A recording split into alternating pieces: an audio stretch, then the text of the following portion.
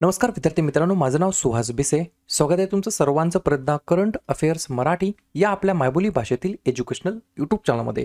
विद्यार्थी मित्रांनो, आज या ठिकाणी आहे 12 ऑक्टोबर 2025. आजच्या दिवसाचे जेवढेही चालू घडामोडीचे महत्त्वाचे टॉप प्रश्न बनत असतील ते सर्व प्रश्न आपण या व्हिडिओच्या माध्यमातून पाहणार आहोत. तरी सर्वप्रथम आपण जर नवीन असाल, पहिल्यांदा या चॅनलवरील व्हिडिओ पाहत असताल तर चॅनलला या ठिकाणी अवश्य सबस्क्राईब सुद्धा करून घेऊ शकता. ठीक आहे, चला तर मग आपण आजच्या व्हिडिओला सुरुवात करूया. त्या अगोदर कालच्या व्हिडिओमध्ये जो काही शेवटचा आपण प्रश्न विचारलेला होता त्या प्रश्नाचं उत्तर जाणून घेऊया. काय होता प्रश्न?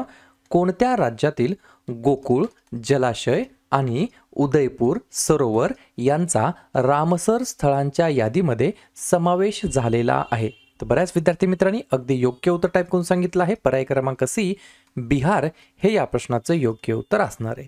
तर बिहार राज्यातील गोकुळ जलाशय आणि उदयपूर सरोवर यांचा रामसर स्थळांच्या यादीमध्ये समावेश झालेला आहे. क्लिअर? आता पाहूया विद्यार्थी मित्रांनो प्रश्न क्रमांक पहिला. टोटल संपूर्ण व्हिडिओमध्ये 12 प्रश्न असतील. सुरुवातीपासून शेवटपर्यंत व्हिडिओ प्रामाणिकपणे पाहण्याचा प्रयत्न करा. एक एक प्रश्न महत्त्वाचा आहे. तुम्ही कोणत्याही परीक्षेची तयारी करा. प्रश्न क्रमांक पहिला काय आहे? 8वी आंतरराष्ट्रीय सौर आघाडी असेंब्ली कोठे आयोजित केली जाणार आहे? म्हणजेच ISA इंटरनॅशनल सोलार अलायन्स याची जी काही असेंब्ली आहे, बैठक आहे, ती कोठे आयोजित केली जाणार आहे? प्रश्न क्रमांक पहिल्याचं योग्य उत्तर आहे पर्याय क्रमांक डी फॉर दिल्ली. नवी दिल्ली या ठिकाणी 8व्या क्रमांकाची आंतरराष्ट्रीय सौर आघाडीची असेंब्लीची बैठक या ठिकाणी आयोजित केली जाणार आहे. ठीक आहे, पर्याय क्रमांक डी हे या प्रश्नाचं योग्य उत्तर असणार आहे. पहिलाच प्रश्न आहे एखाद्या असेंब्लीबद्दल, बैठकीबद्दल. तर अशाच प्रकारच्या ज्या काही बैठकी होत असतात किंवा परिषदा होत असतात ज्याला आपण समिट्स असं या ठिकाणी इंग्रजीमध्ये म्हणतो, त्या वेगवेगळ्या ठिकाणच्या कोणकोणत्या आहेत त्याच्यावरती एकदा चर्चा करूया. लिहून घ्या. COP33 2028 मध्ये आयोजित केली जाणार आहे आपल्या प्यारा भारतामध्ये. 2026 मध्ये ब्रिक्स शिखर परिषद भारतामध्ये होणार आहे. बॉन हवामान बदल परिषद जर्मनीमध्ये झाली. 7वे हेलिकॉप्टर आणि लघु विमान शिखर परिषद पुण्यामध्ये. पहिला आसियान भारत क्रूझ संवाद चेन्नईमध्ये. क्वाड 2025 ची बैठक भारतामध्ये. ग्रीन हायड्रोजन समिट आंध्र प्रदेशमध्ये. AI इम्पॅक्ट समिट 2026 मध्ये भारतामध्ये होणार आहे. 25वे शांघाय शिखर परिषद चीनमध्ये. आंतरराष्ट्रीय तांदूळ परिषद भारतामध्ये. पारंपरिक औषधांवरील दुसरी जागतिक आरोग्य संघटना जागतिक शिखर परिषद होणार आहे नवी दिल्ली या ठिकाणी.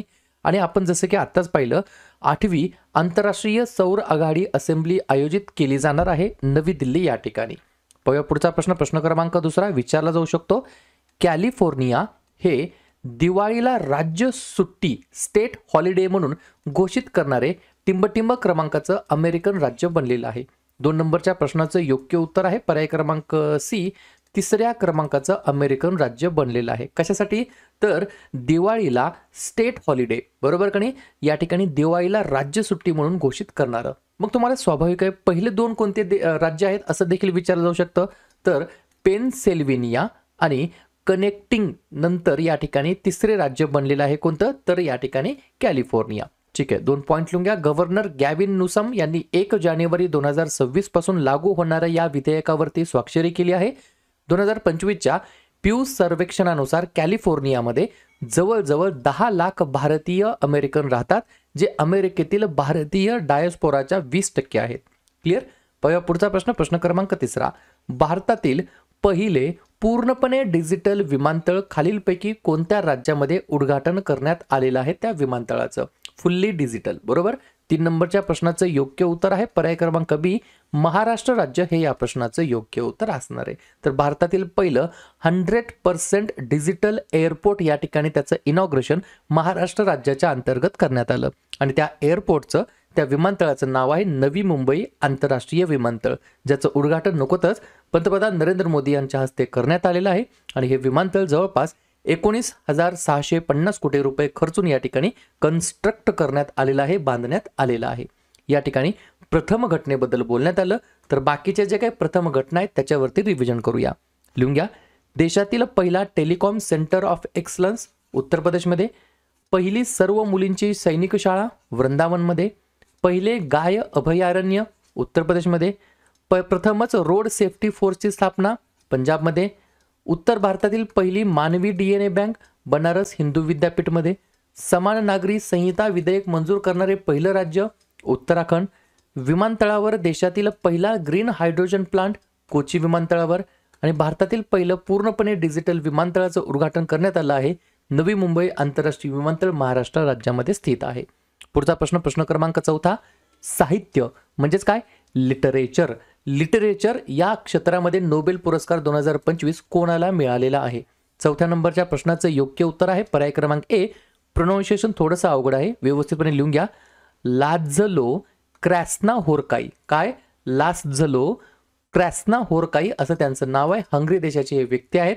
त्यांच्या आकर्षक आणि दूरदर्शी कलाकृतीसाठी जे सर्वनाशाच्या दहशतीमध्ये कलेच्या सामर्थ्याची पुष्टी करते, याच्यासाठी त्यांना साहित्यातील नोबेल पुरस्कारने या ठिकाणी सन्मानित करण्यात आलं आहे. लक्षात घ्या, नोबेल पुरस्कार जवळपास सगळे या ठिकाणी अनाऊन्स झालेले आहेत. त्याच्यापैकी महत्त्वाचे जे काही आपण आतापर्यंत 3 पाहिले आहेत त्याच्यावरती एकदा रिव्हिजन टाकूया आणि याच्यावरती या ठिकाणी सोमवारी नक्कीच आपण एक नोबेल पुरस्कारावरती सेपरेट व्हिडिओ तयार करूया. तोपर्यंत लिहून घ्या. या ठिकाणी मेडिसिनमधील देण्यात आलेला आहे मेरी ई ब्रुंको, फ्रेड रॅम्सडेल आणि शिमोन साकागुची या 3 व्यक्तींना. भौतिकशास्त्र म्हणजे फिजिक्समधील देण्यात आलं आहे या ठिकाणी जॉन क्लार्क यांना, मिशेल एच डेव्होरेट यांना आणि जॉन एम मार्टिनिस यांना, या 3 जणांना. आणि रसायनशास्त्र केमिस्ट्रीमधील देण्यात आलेलं आहे सुसुमो कितागावा, रिचर्ड रॉबसन आणि ओमर एम यागी या 3 जणांना देण्यात आलेलं आहे. अजून एक पीस बद्दल सुद्धा आहे, ते आपण सोमवारच्या व्हिडिओमध्ये पाहूया. पुढचा प्रश्न, Saksham counter unmanned aerial system grid system कोणत्या संस्थेने विकसित केलेला आहे? 5व्या नंबरच्या प्रश्नाचं योग्य उत्तर आहे पर्याय क्रमांक D. BEL Bharat electronics limited यांनी या ठिकाणी Saksham counter unmanned aerial system grid system या ठिकाणी विकसित केलेलं आहे. लक्षात काय ठेवायचं आहे? हे जे काही CUAS आहे याचा फुल फॉर्म तर लिहून घ्या, काउंटर अनमॅन्ड एरियल सिस्टम, बरोबर. आणि सक्षम याचा देखील फुल फॉर्म विचारला जाऊ शकतो. SAKSHAM याचा फुल फॉर्म आहे situational awareness for kinetic soft and hard kill assets management असा प्रकारे याचा हा फुल फॉर्म आहे. पुढचा प्रश्न क्रमांक 6. द्रव्य या ठिकाणी हा जो काही पोर्टल आहे तो कोणत्या संस्थेचा इनिशिएटिव्ह आहे, उपक्रम आहे? तर पर्याय क्रमांक सी. केंद्रीय आयुर्वेदिक विज्ञान संशोधन परिषद याचा या ठिकाणी हा इनिशिएटिव्ह आहे. द्रव्य हे आयुर्वेद आणि इतर आयुष प्रणालींचा वैज्ञानिक पाया मजबूत करण्यासाठी एक व्यापक पुराव्यावर आधारित आणि जागतिक स्तरावर उपलब्ध असलेला डेटाबेस प्रदान करण्यासाठी डिझाईन करण्यात आलेला एक इनिशिएटिव्ह आहे. द्रव्य DRAVYA असं या पोर्टलचं नाव आहे. पुढचा प्रश्न क्रमांक 7. ईशान्य भारतातील पहिली व्यावसायिक कोळसा खाण कोठे सुरू करण्यात आलेली आहे? पर्याय क्रमांक बी. अरुणाचल प्रदेश हे या प्रश्नाचं योग्य उत्तर असणार आहे. तर अरुणाचल प्रदेश या राज्याच्या अंतर्गत या ठिकाणी ईशान्य भारतातील पहिली व्यावसायिक कोळसा खाण या ठिकाणी सुरू करण्यात आलेली आहे. अरुणाचल प्रदेश, लगेच माहिती लिहून घ्या. स्थापना 20 फेब्रुवारी 1987. मुख्यमंत्री प्रेमा खांडू, राज्यपाल कैवल्य त्रिविक्रम पारनाईक, तर राजधानी आहे इटानगर. 2 महत्त्वाचे धरण आहेत रंगनाडी आणि सुबानसिरी. 2 महत्त्वाचे राष्ट्रीय उद्यान आहेत मौलिंग आणि नामदाफा. 4 महत्त्वाचे नृत्य प्रकार देखील आहेत बुइया, चलो, वांचो आणि पोनुंग. पुढचा प्रश्न, कोणत्या देशाने प्रवाळ अनुवांशिक विविधता जपण्यासाठी आग्नेय आशियातील पहिला कोरल लार्वा क्रायो बँक सुरू केलेला आहे? तर पर्याय क्रमांक ए. फिलिपिन्स हे या प्रश्नाचं योग्य उत्तर असणार आहे. 2 पॉईंट लिहून घ्या. दक्षिण पूर्व आशियातील पहिला कोरल लार्वा क्रायो बँक सुरू केला आहे, जो समुद्री जैवविविधतेच्या संरक्षणासाठी एक महत्त्वाचा टप्पा आहे. येथे कोरल लार्वा अतिशय कमी तापमानामध्ये साठवले जातात, जे भविष्यातील संशोधन आणि रीफ पुनर्रचनेसाठी उपयुक्त ठरण्यासाठी मदत होणार आहे. पुढचा प्रश्न क्रमांक 9. सत्यमंगलम व्याघ्र प्रकल्प कोणत्या राज्यामध्ये स्थित आहे? 9व्या प्रश्नाचं योग्य उत्तर आहे पर्याय क्रमांक डी.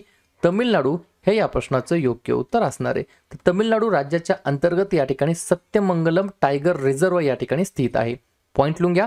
सत्यमंगलम व्याघ्र प्रकल्पाच्या प्रतिबंधित क्षेत्रामध्ये असलेल्या बेकायदेशीर रिसॉर्ट्स आणि पर्यटक लॉजवर कारवाई करण्याचे आदेश मद्रास उच्च न्यायालयाने अलीकडेच दिलेले आहेत. त्याच्यामुळे हा जो काही टायगर रिझर्व आहे प्रोजेक्ट आहे तो या ठिकाणी सध्या चर्चेमध्ये आहे. तर सत्यमंगलम व्याघ्र प्रकल्प कुठे आहे? तमिळनाडू राज्याच्या अंतर्गत. तमिळनाडू ज्या राज्याची स्थापना 1 नोव्हेंबर 1956 झाली. मुख्यमंत्री आहेत MK स्टालिन, राज्यपाल आहेत RN रवी, तर राजधानी आहे चेन्नई. 4 महत्त्वाचे राष्ट्रीय उद्यान मन्नर, मरीनची आखात, इंदिरा गांधी, मुदुमलाई आणि मुखुर्ती आणि 2 महत्त्वाचे धरण मेत्तूर आणि भवानी सागर. पुढचा प्रश्न क्रमांक 10. अलीकडेच प्रकाशित झालेले अबव अँड बियॉन्ड नावाचं पुस्तक आहे. पुस्तक कोणी लिहिलेलं आहे? पर्याय क्रमांक सी शिवकुमार मोहंका असं त्यांचं नाव आहे. काय नाव आहे? शिवकुमार मोहंका असं त्यांचं नाव आहे. त्यांनी या पुस्तकाचं या ठिकाणी लेखन केलेलं आहे. पुस्तकाचं नाव आहे अबव अँड बियॉन्ड. क्लिअर. पुढचा प्रश्न क्रमांक 11.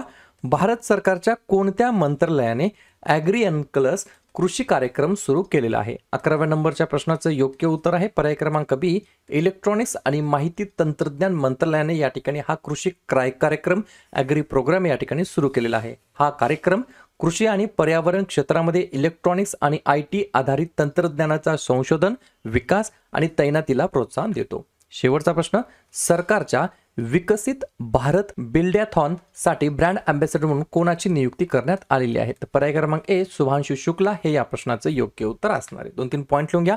ग्रुप कॅप्टन शुभांशु शुक्ला यांची सरकारच्या विकसित भारत बिल्डॅथॉन साठी ब्रँड अँबॅसेडर पदी या ठिकाणी नियुक्ती करण्यात आली आहे. आणि आंतरराष्ट्रीय जे काही अंतराळ स्थानक आहेत त्याला भेट देणारे हे या ठिकाणी पहिले भारतीय अंतराळवीर आहेत. त्याच्यामुळे प्रश्न विचारला जाऊ शकतो.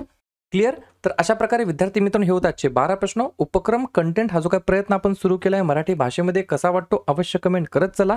आणि या ठिकाणी तुमच्यासाठीचा आजचा खास प्रश्न, साने ताकाची कोणत्या देशाच्या पहिल्या महिला पंतप्रधान होणार आहेत? फ्रान्स, जपान, जर्मनी की ब्राझील? तर ज्या पण विद्यार्थ्यांनी या प्रश्नाचं योग्य उत्तर येत असेल त्या प्रश्नाचं उत्तर तुम्ही कमेंट बॉक्समध्ये देण्याचा प्रयत्न करा. प्रश्नाचं उत्तर चुकू द्या, बरोबर येऊ द्या, काहीच हरकत नाही. ट्राय करणं, प्रयत्न करणं सर्वात जास्त महत्त्वाचं आहे. तर दुसऱ्या दिवशी येऊन आपण दिलेल्या प्रश्नाचं उत्तर हे बरोबर आले की चुकलं हे दुसऱ्या दिवशी येऊन नेहमी चेक करणं, अभ्यासामध्ये कन्सिस्टन्सी मेंटेन ठेवणं हे सगळ्यात जास्त महत्त्वाचं ठरणार आहे. तर लगेच काय करूया, ऑक्टोबर महिन्यातील जेवढेही महत्त्वाचे दिवस असतील त्याच्यावरती आपण एकदा चर्चा करूया. लिहून घ्या. 1 ऑक्टोबर वृद्ध व्यक्तींचा आंतरराष्ट्रीय दिवस आणि जागतिक शाकाहारी दिवस. 2 ऑक्टोबर गांधी जयंती, आंतरराष्ट्रीय अहिंसा दिवस आणि लाल बहादूर शास्त्री जयंती. 5 ऑक्टोबर जागतिक शिक्षक दिवस. त्यानंतर जागतिक अधिवास दिवस ऑक्टोबर महिन्याच्या पहिल्या सोमवारी म्हणजेच यावर्षी 6 ऑक्टोबरला आहे. 7 ऑक्टोबरला जागतिक कापूस दिवस.